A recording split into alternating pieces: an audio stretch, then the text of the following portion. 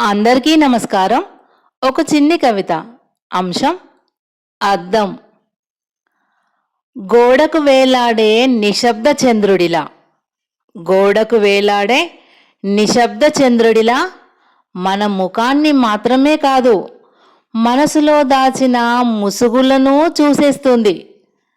నవ్వితే నవ్వులను పూయిస్తుంది, ఏడిస్తే నీడలా తడుస్తుంది.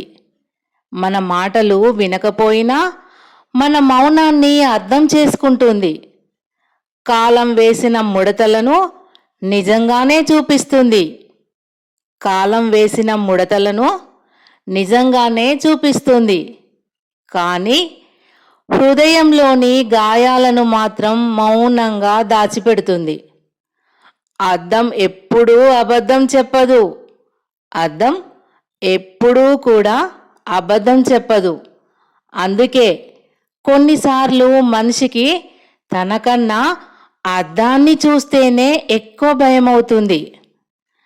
ముఖం మీద ఉన్న ధూళిని తుడిచేయమని చెబుతుంది.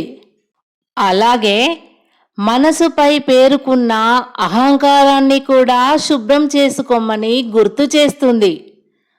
అది ఒక వస్తువు కాదు, మన జీవితానికి ఎదురుగా నిలిచే నిజం అనే గురువు. మన జీవితానికి ఎదురుగా నిలిచే నిజం అనే గురువు.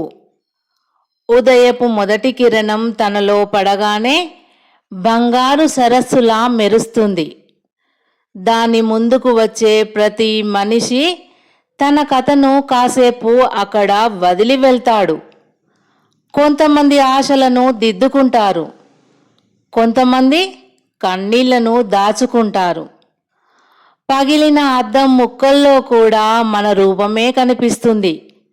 అలాగే విరిగిన జీవితంలోనూ ఆశ అనే ప్రతిబింబం మిగిలే ఉంటుంది. అద్దం ఎవరిని ఆపదు, ఎవరినీ వెంబడించదు. కానీ ప్రతిరోజు నువ్వు నిన్నటి కంటే మారావా అని మౌనంగా ప్రశ్నిస్తుంది.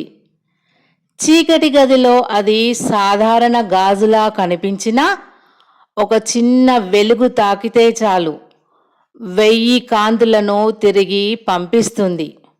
1000 కాంతులను తిరిగి పంపిస్తుంది. అందుకే మనిషి హృదయం కూడా అలాంటిదే కదా. మనిషి హృదయం కూడా అలాంటిదే కదా. ధన్యవాదములు.